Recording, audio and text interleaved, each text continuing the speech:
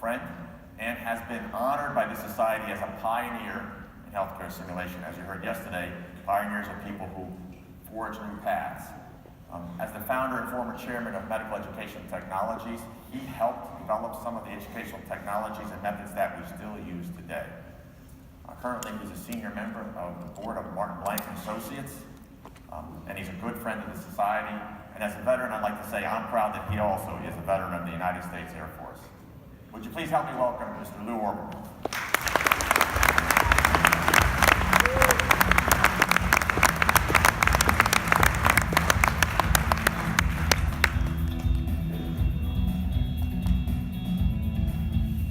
Good morning. It's a great room, isn't it? I can't see everybody, but I saw when the lights were on. I want to start by thanking Joe and the executive leadership and the board of the Society for their support over the last 4 or 5 years to help elevate this whole lecture series, the plenary lecture, the Oberndorf Lecture. Without their support and growing awareness of how important this has become, I wouldn't be standing on the stage. Secondly, I'd like to thank the planning committee. I meet with the planning committee a year ahead of time. I'll be meeting with the 2020 group later today.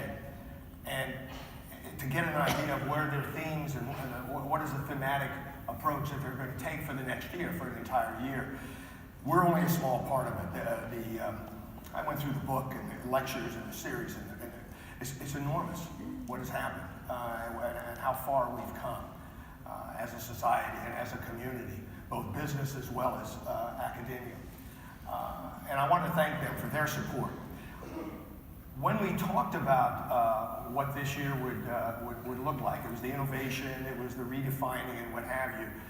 But one of the things that struck me very quickly, you've heard me speak, many of you have heard me talk about our twin passions, technology and education. It's from the beginning.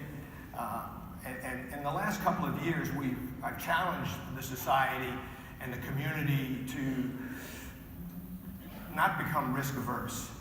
I've talked in the past about the twin dangers, or danger of success, the great joy of success. And certainly our community has benefited from that in the last 19 years. But the danger of success is complacency, and I've tried to bring that forward to encourage you to not become risk averse and get comfortable with success. I'm particularly pleased by what I see here at this meeting. On the exhibit floor, of course, there's a lot of new technologies. A lot of it I don't understand, but that's because I'm a pioneer and I'm old and I've lost it. And so I want to congratulate industry because they really are taking up the challenge. But they would not have taken up that challenge, I contend, without you pushing them. And that's what I've been trying to talk about and use this lecture to challenge us to be better, take us out of our comfort zone. So that as we were looking at the theme of this year, the thing that came home to me particularly was the end result of everything we do. And to focus on that one end result, that client base. I know we talk about patients, and absolutely that's important in healthcare. But there's another extraordinarily important group that we ought to be worried about, and that is the students. And who are they? I've lost track of what generation we're in. My grandson is 7 years old. I don't know what generation he is. And I guess we're in Generation Z or something. We're close to Z. And I guess do we come back around and go AA or something? So whatever they are, they're with you today. They're in your classrooms. They're in your practice. They're treating patients today. But there's a group that's coming behind them that are going to be a whole new challenge for us. If you think about the graduates of this June out of high school, they're going to be in your med schools and your nursing schools in 4 years. If you think about my grandson, who is 15 years old and a freshman in high school, he's going to be there in a few years. And then my grandson, who's 7, is going to be there like that. This is a generation and a series of generations that will present enormous challenges to us, but enormous opportunity.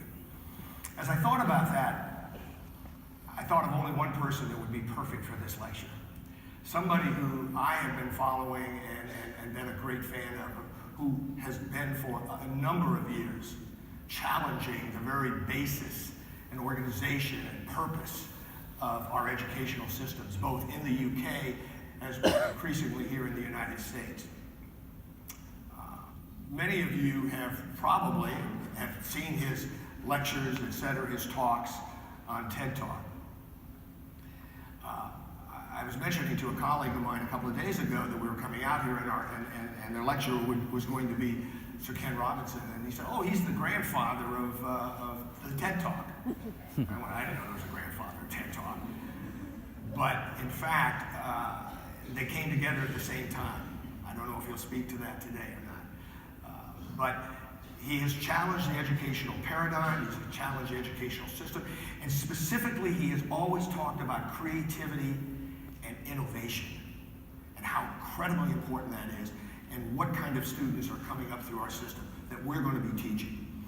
And as for the grandfather of the TED Talk, get ready. 55 million downloads. Absorb that for a second. 55 million downloads of his various TED Talks. So we have the privilege, and I have the great honor of introducing our lecture this morning, our plenary lecture, to you, and we're greatly honored to have a world-renowned education advocate. Sir Ken Robinson, please.